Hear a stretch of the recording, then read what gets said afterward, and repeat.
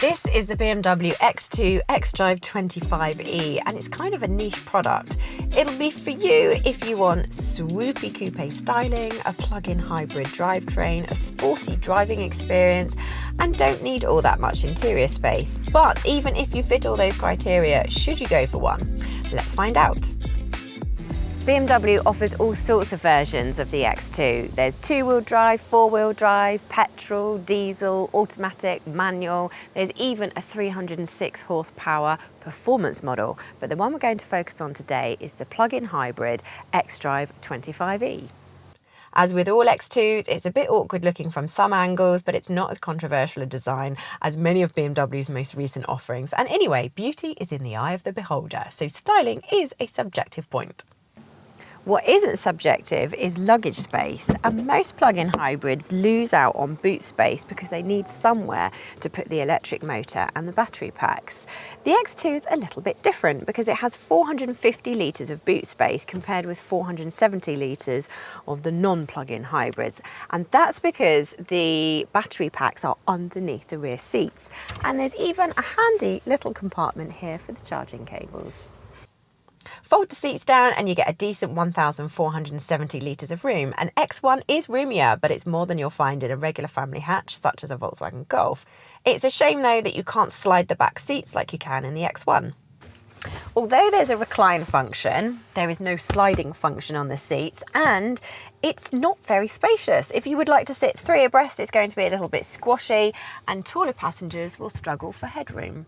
The rear of a Volvo XC40 is simply much more accommodating, and the X2 without a panoramic sunroof is very gloomy with the small windows and dark headlining. Moving to the front, and things do improve. So typical from a BMW, it's very easy to find a good driving position because there's plenty of adjustment in the seat and also in the steering wheel, so we can move that to get just the right. I mean, I could spend a while adjusting this to be absolutely perfect, but I'm not going to do that. So if you would like that high up SUV driving position, then you should probably look elsewhere. Another typical BMW trait that's worthy of praise is the iDrive rotary control, which lets you access most of the car's major functions without you having to take your eyes from the road for longer than necessary. The central screen responds to your touch as well, so you can still use it that way should you so choose. The interior feels well put together, which, with the prices that BMW charges, that's to be expected.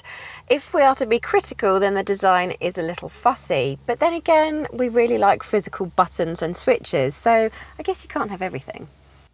In terms of equipment, BMW is relatively generous, with all hybrid X2s getting dual-zone climate control, sports seats and LED headlights, although, being BMW, there is a long list of options to tick should you feel the urge to do so.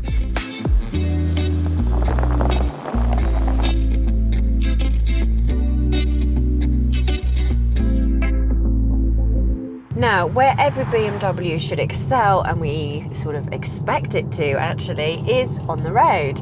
The unavoidable consequence of that 10 kilowatt hour battery is that the plug-in hybrid is over 100 kilograms heavier than the BMW X2 20i. In pure performance terms, that's not a problem. With 220 horsepower and four-wheel drive, the 25e is a second faster from 0 to 62 miles per hour than the 180 horsepower 20i. But when it comes to the corners, you can really feel it. You have to brake earlier, and it doesn't give you as much confidence in the bends as a non-plug-in hybrid does. What's more, the way the power is delivered isn't the best. Unlike other models in the X2 range, which get 7-speed or 8-speed automatic transmissions, the plug-in hybrid has to make do with a 6-speed auto, and this means just sometimes the relationship between the electric motor and the 1.5 litre petrol engine isn't quite as smooth as you'd like it. That said, you can keep it in electric-only mode even at motorway speeds, and the 32-mile range is about par for the course for a smallish plug-in hybrid. And providing you don't do lots of long journeys, then you should get around 50 to 60 miles per gallon, which is about the same as what you would get in a fuel-efficient turbocharged diesel. The problem is that's no different from most other premium badge plug-in crossovers, and by not being as much fun to drive as a regular X2, this BMW has given up on a key USP. being better to drive than its rivals. That would be okay if it had a pillowy soft ride, but the X2 PHEV feels fidgety and choppy, and again, less comfortable than other X2s. So, the BMW X2 is a difficult car to justify. Sure, it's good to drive, but other BMWs are better. It's relatively spacious, but a proper SUV such as a BMW X1 or a Mercedes GLB are far more practical. And if you want an eco-friendly crossover with a sporty vibe, then the multi-talented, fully electric Polestar 2 is probably a better buy.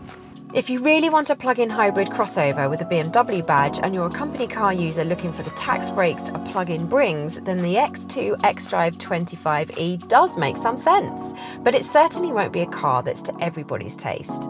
Still, what do you think of the plug-in X2? Let us know in the comments below, and if you're considering buying a BMW X2 or indeed any car, head to cargurus.co.uk to find loads of great deals from top-rated dealers.